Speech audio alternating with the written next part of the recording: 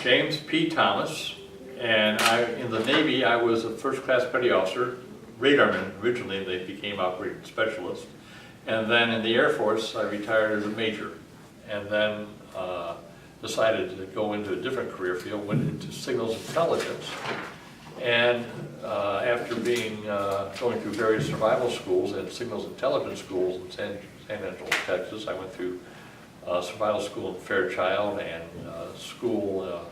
water survival school in Homestead. I ended up flying on the RC-135 rivet joint out of Athens, Greece. And I flew on RC-135s for about 2.5 years out of there.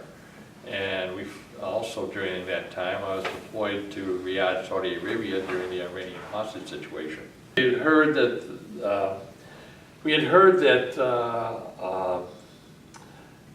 the Iranians had taken over the embassy in Tehran, and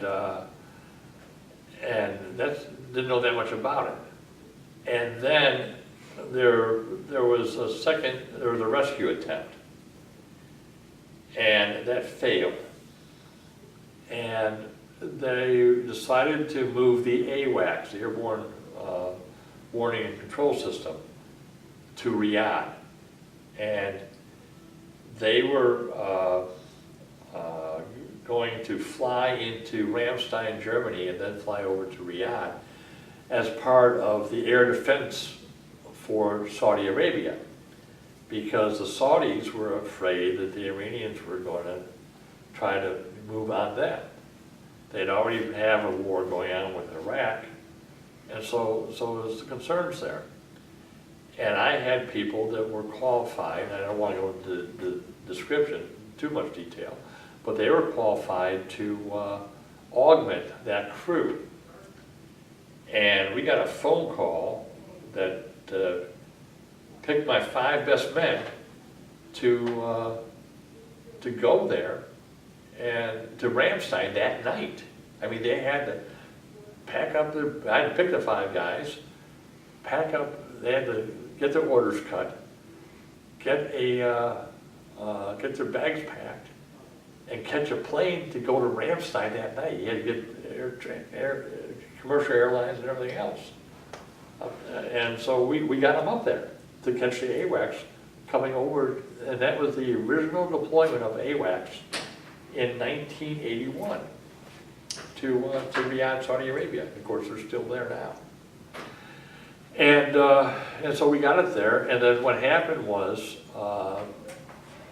they needed somebody to go down there and kind of look out for their interests, because they're 5 NCOs, highly qualified, highly motivated, highly competent, but they needed an officer down there to just kind of look out for their interests, and so I got sent down there.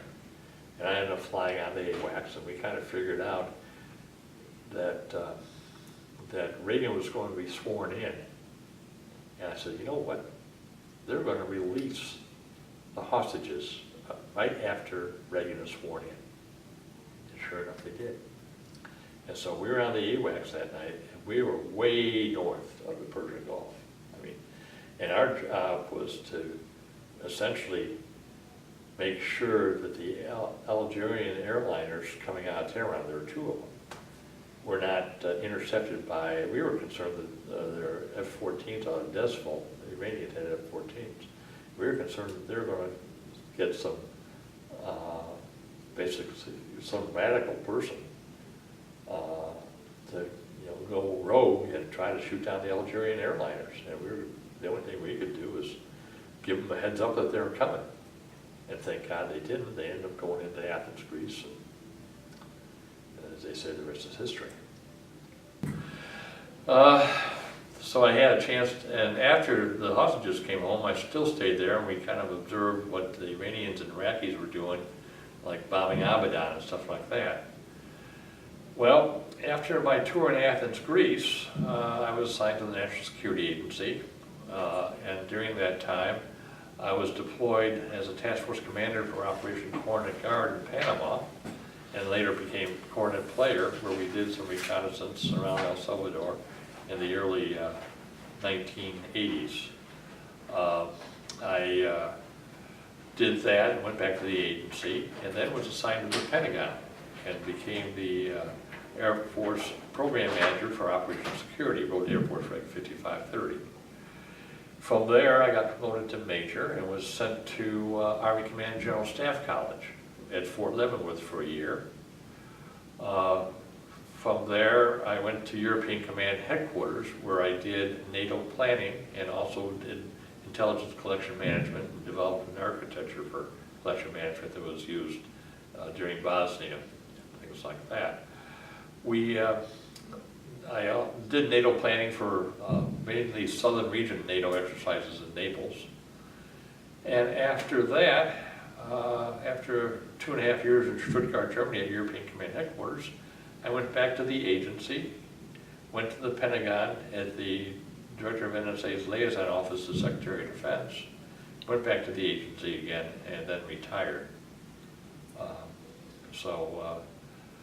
From there, I was supposed to go to work for the agency, but they had a hiring freeze, and I decided to substitute teach and became a special educator.